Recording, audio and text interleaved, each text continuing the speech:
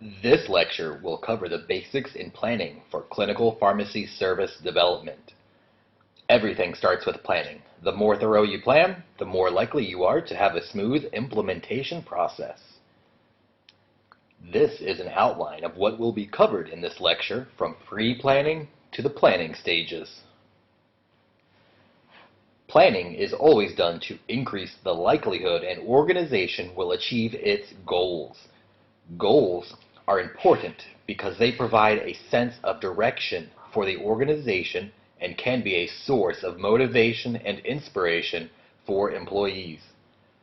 Goals help set priorities among a wide range of possibilities and focus the effort. Goals help provide milestones to measure progress and guide the planning process. Goals always vary based on the organization, the business, the department, or the service. For example, a community pharmacy may want to run a prescription business or a healthcare business. A prescription business would focus on efficiency of prescription filling, where the goal is to increase the number and profitability of the prescription medications. They would consider services like automatic refills and having staff call patients to remind them to pick up medications that are overdue and so forth. If a pharmacy wants to be a healthcare business, they would offer things like blood pressure or blood sugar checks, vaccinations, pharmacy-only medications, medical supplies, and so forth.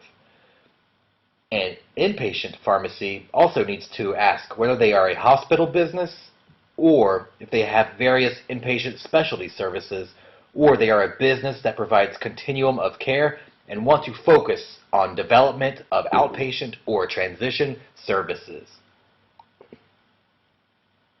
Planning activities comes in all shapes and sizes.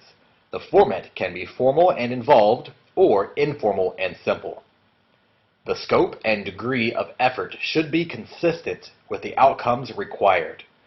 If you are implementing a service at a teaching hospital in a big organization involving several healthcare providers, it may need to be more structured. Project coordinator in each area may be needed, and so forth. On the other hand, if you are implementing a service at an independent pharmacy, depending on the size and involvement of the project, you may just need to sit down and chat with your boss. Sometimes, ideas can be brought up in a more informal and simple setting, and more structured planning can be done later on in a big organization. Strategic planning is usually used to plan organizational long-term goals. Later on, that will be discussed by one of our speakers. Regardless of what type of planning is conducted, a general process involves the following 8 steps. The first step in the planning process is to define the purpose of the service or organization. When designing your clinical service, you should clearly state your vision and mission statements. Communication of a service's goals are usually done by vision and mission statements. If your service is within a larger organization, you need to make sure your service also meets the vision and mission of the overall organization. The best vision statements are inspirational, clear, memorable, and concise. I'll share with you one of my favorite vision statements from the Alzheimer's Association. A world without Alzheimer's disease. Extremely short, almost to the point where it sounds more like a slogan than a vision statement, but it is effective and it gets the point across. An average vision statement is approximately 14 to 15 words. So if yours is over 30 words, you may want to reconsider. The vision statement tells the goal or the future direction, whereas the mission statement defines the purpose or explains what the service does. Mission statements are still concise, but tend to be a bit longer and more specific. When planning for clinical services, be aware of the organization's strategic goals. The more closely your service aligns with them, the higher the success rate. Corporate strategy is what we most often think about when we refer to strategy and strategic planning. and it is a prerequisite for business or functional level strategy. Corporations may own one or more hospitals, a group of physician offices, a pharmacy, and so forth. Business level is the strategy of an individual business unit within the corporation. Functional level strategy refer to the planning for specific functions within the corporation or business, like an oncology service. The second step in the planning is to assess the current situation. A situational analysis allows you to evaluate internal strengths and weaknesses and the external opportunities and threats to the organization. The most common method for evaluating the current situation is a SWOT analysis. Your clinical service proposal should have a comprehensive, detailed, and complete SWOT analysis included with it. Internal strengths and weaknesses can include profitability, quality of pharmacy service, customer service, competence, and ability of the pharmacy staff or efficiency of pharmacy operations. External opportunities and threats may include extent of competition from other pharmacy organizations, the availability of technology, government regulations that can help or hinder the business, availability of reimbursement for services provided, costs incurred by the pharmacy organization, political issues having an impact on health delivery, and change in the market and types of customer service by organization. Based on the information identified, one can see the gap between the situation and the vision and should develop a solution to bridge the gap. Business planning is the process by which ideas, goals, and resources are used to develop a plan for a service. Business plans are for 1 to 5 years. Strategic plans are much more long-term, anywhere between 5 and 20 years time frame. Strategic plan is needed before the business plan.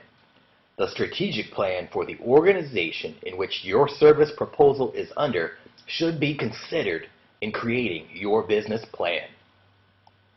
There are 9 steps in developing a business plan, and you should consider all 9 of these when creating your service. The process of planning has 3 stages. Pre-planning is becoming familiar with the current situation. As an example, before starting my emergency medicine clerkship for the bachelor students, I couldn't just move to Hong Kong and set up shop in one day. It takes time to understand Hospital Authority and Prince of Wales Hospital. I also have to assess cultural differences, in which case language difference was obviously the biggest factor, so I had to focus my clerkship on responding to codes, traumas, strokes, and heart attacks, rather than medication reconciliation, as I am unable to perform quality medication reconciliation without speaking the same language as patients. This is an example of adapting to local culture. I had to assess political climates so as not to upset any of the nursing staff or physician staff when accessing patient charts or using the computers or making suggestions. Your service will engage in similar obstacles.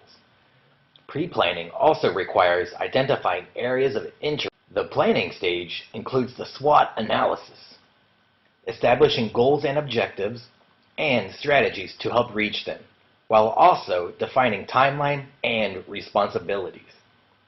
Post-planning requires a lot of monitoring and documentation. Let's focus more on pre-planning, which is largely what you are doing at this point in the class. Staying current can be used to your advantage to minimize unexpected problems, such as an industry change, including knowing the increasing incidence of apixaban use before starting a Coumadin clinic. Incongruity assessment ensures your service is realistic for things like accounting for poor patient compliance. Staying current allows you to adapt your service to process innovations like the increasing positions of transitions of care pharmacists. Understanding demographics of your location and service are also important, as well as shifts in perception, mood, meaning, and value to various stakeholders. Many inpatient services and procedures are being moved to outpatient in order to decrease costs. Do consider this when evaluating the location of your service. Identifying areas of interest can be done in several different ways, including word of mouth, medical journals, conferences, seminars, drug use evaluations, or general internet searches. One example is that I went to the Queen Elizabeth Hospital HIV clinic website. When you scroll down to the team section, this is what you see: a list of all the professions they have on staff. But, as you will painfully notice, there is no mention of a clinical pharmacist. There is an obvious gap and potential for interest here. Cultural and political climate assessment. Organizational culture is dictated by multiple factors. Social structure. How well do the employees know each other? Does the organization promote collaboration and social events within departments, like a Christmas party? It is generally easier to propose ideas when you know someone on a personal level instead of just knowing someone by name and title. Leadership. Is the leadership open to new ideas? Do they have an open door policy? If leadership prefers to stick with traditional pharmacy practice, it is unlikely that a new clinical service will be supported. Organizational hierarchy. Is it a large organization like Hospital Authority with multiple levels, or a small organization with few levels of management?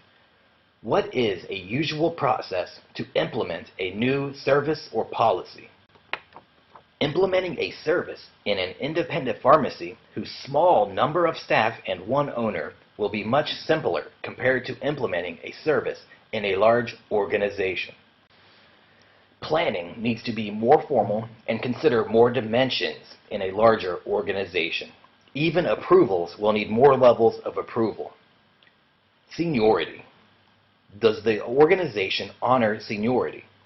A work culture of seniority does not necessarily drive performance, because if the organization provides more opportunity based on seniority but not performance, the person who is assigned to your service may not be the most qualified staff. Values. Provides common thread and direction for day-to-day behavior. Is the company focused on quality and innovation, or more narrowly focused on traditional pharmaceutical delivery? We all know that to run a pharmacy, we have to consider quality, finance, and service.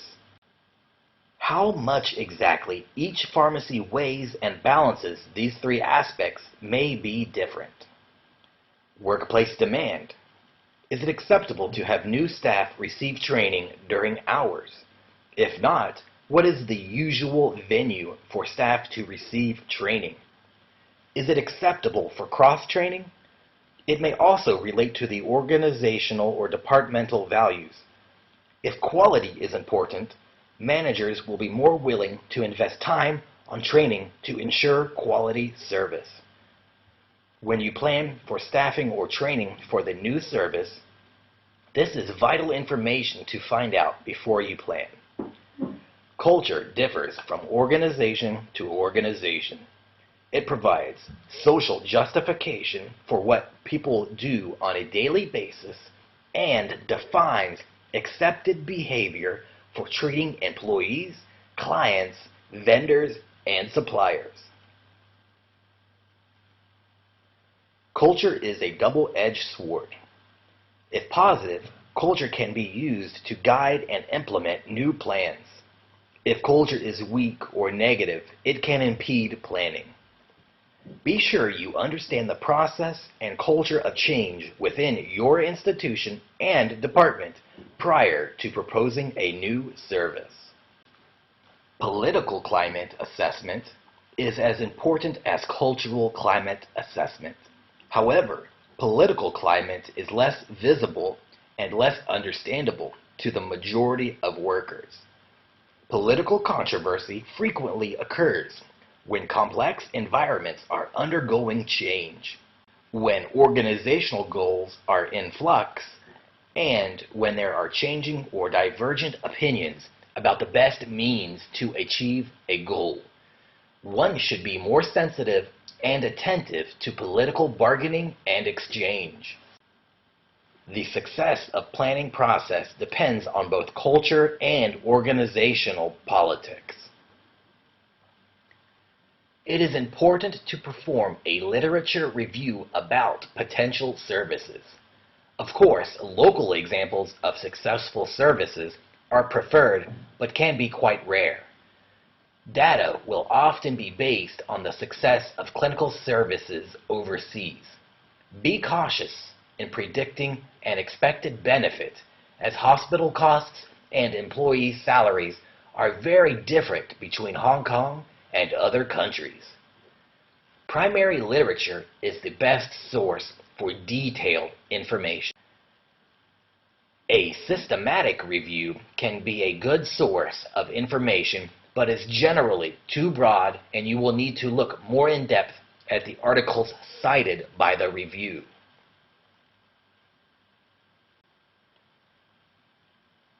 Professional pharmacy and medical organizations can also be very useful in gaining information required to start a service. The American College of Clinical Pharmacy and the American Society of Health System Pharmacists are two commonly used sources.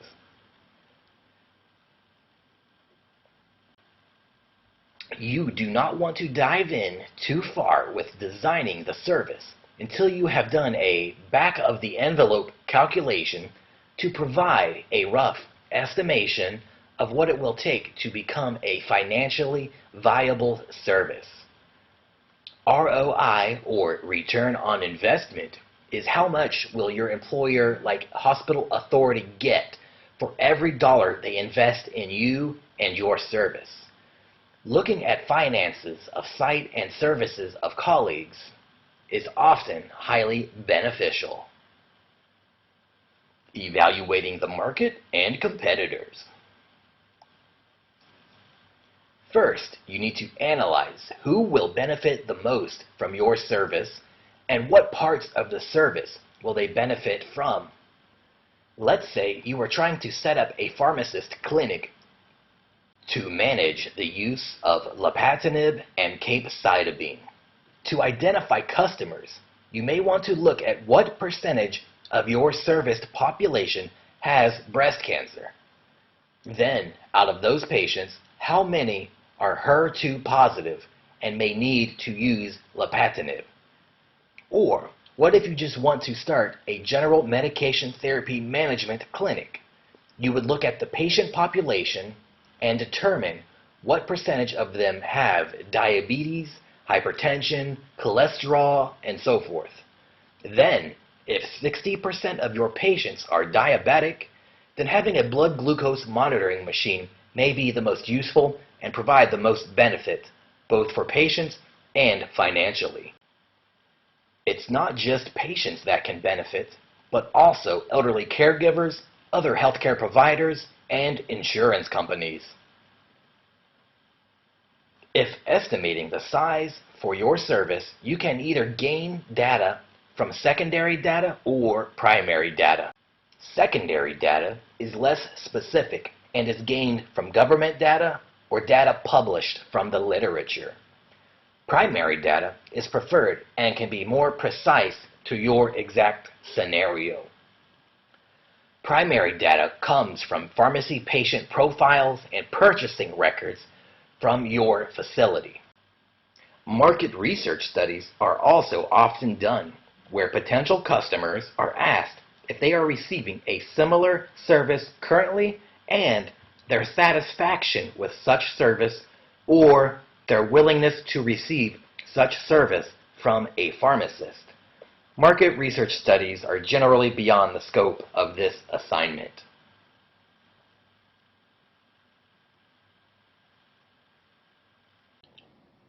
In your presentation, it is vital to explain how you are different from your competitors. Many proposals lose significant points because they fail to explain this thoroughly.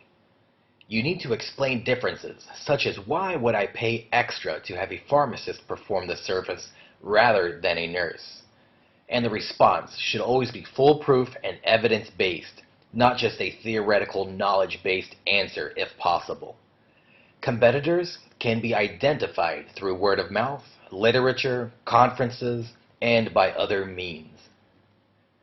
Here is a brief snapshot of an example competitor analysis. Hypothetically, let's say there are already 3 medication refill clinics. I would look at aspects such as years of experience, estimated percentage of market share, and what makes them unique or what makes patients choose that service over the others. There are many other attributes to consider, including but not limited to staff competency or credentials, clinical expertise, service quality, cost, technology, and so forth. Here is a brief example of the steps of information gathering and research and planning process for an anticoagulation service. First, you need to discuss with managers, physicians, and other stakeholders. Then, identify the needs of the service by looking at a pharmacy database and see how many patients are on each type of anticoagulant. You would then look at primary literature on the effect of a clinical pharmacist on various outcomes. Next, it would be largely beneficial to visit anticoagulation services at other centers. Then, you would have to search for costs of operation, from salaries to equipment to space. Lastly, what is the best way of receiving payment for the service? Identify key stakeholders for the potential service. Stakeholders are a group or individual who can prevent or facilitate implementation of a particular strategic decision. Stakeholders can either be internal or external, that is, they work within the organization or outside the organization, such as the Pharmacy and Poison Board or an academic university, and so on. Stakeholders may come in the form of sponsors, customers, implementers, opinion shapers, and many others. It is not only about identifying the stakeholders for your service, but it is also about determining their stance on the program. Some will support it, others will oppose it. Proposals of how to change non-supporters' positions is also useful information. This is an example map of potential stakeholders for an anticoagulation service. As you can see, it is not simple and can be very complex even for a very basic service. So often, it may be better to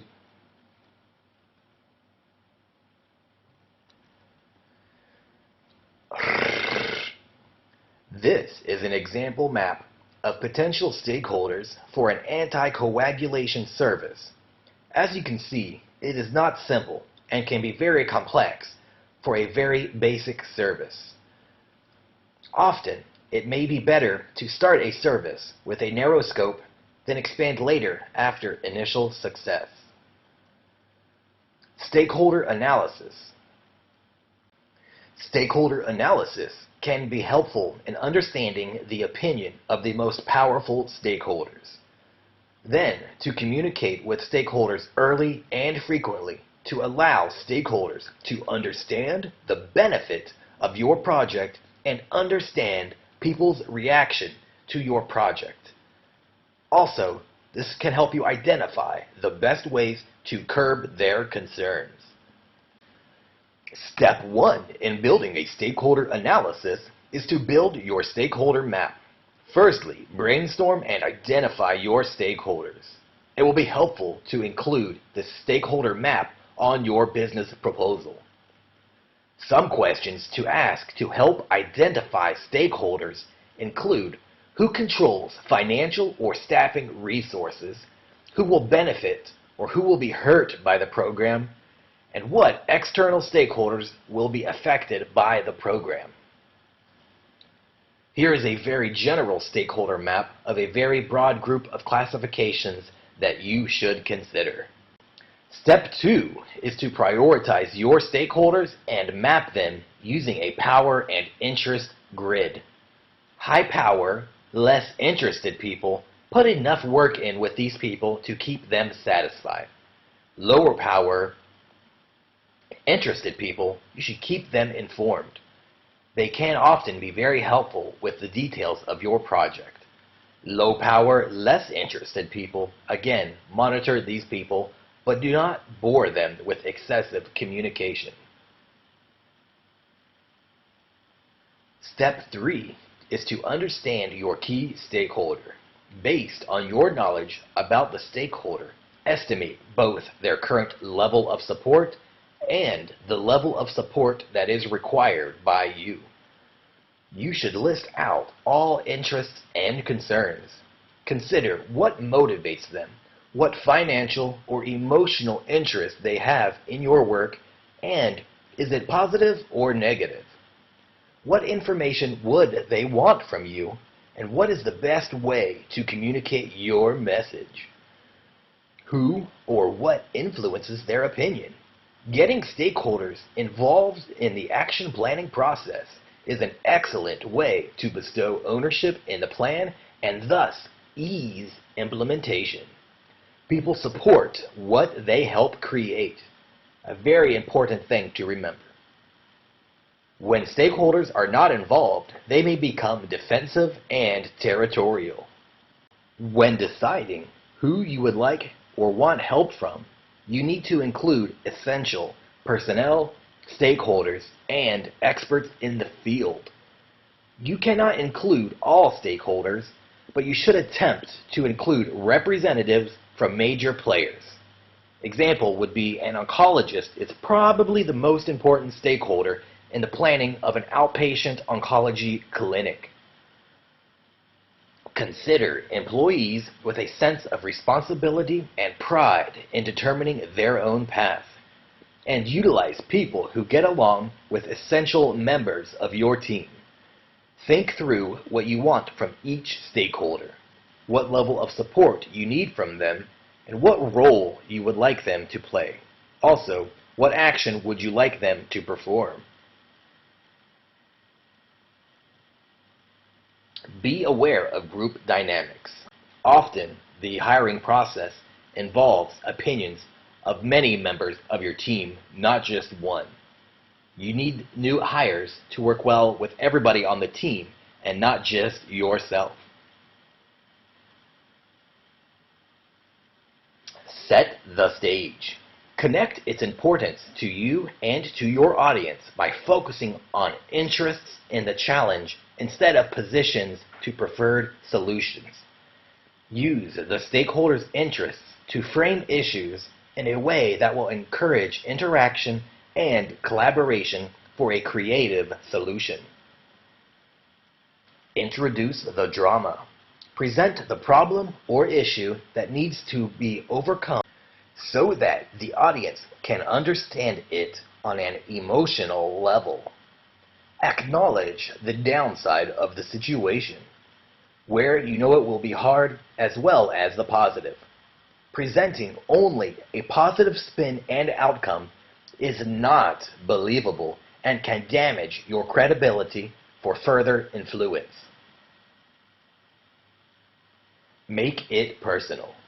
Concentrate on your stakeholders' interests and concerns and not your own. What is in it for them? How might it affect them? How can they help? Why is this need immediate? This is where you draw them into the story so that they can begin to have a connection to the challenge and also begin to see themselves as part of the solution. Inspire action. Create a call to action. Describe the end result you envision and demonstrate how this can be a win for everyone. Describe the destination. Where are we going? What do you need to do to get there? Tailor your message and approach with each stakeholder. Barriers to planning include the obvious time limitation, as proper planning requires significant time considerations.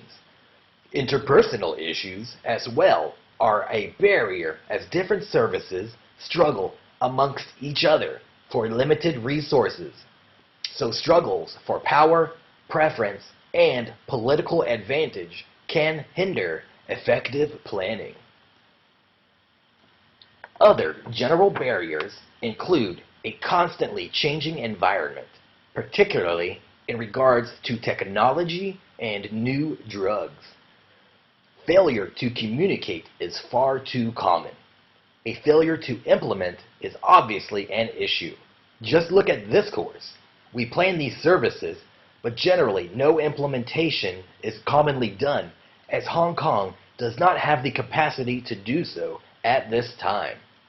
Lastly, a lack of support and lobbying from executives such as the Hospital Authority Drug Office. Good planning does not guarantee success. Planning is, to some degree, educated guesswork. Nothing is certain, even with good data and strategy. Good planning cannot compensate for the lack of department or organization involvement. Planning should not be considered as static. Plans should change as the environment dictates. Using cookie-cutter approaches will most likely fail. Different plans need to be adapted to different settings. Lack of good data. Plans and predictions are only as good as the data and information that go into them. Poor data results in poor strategy. These are the references utilized for this lecture. Thank you for your time and attention.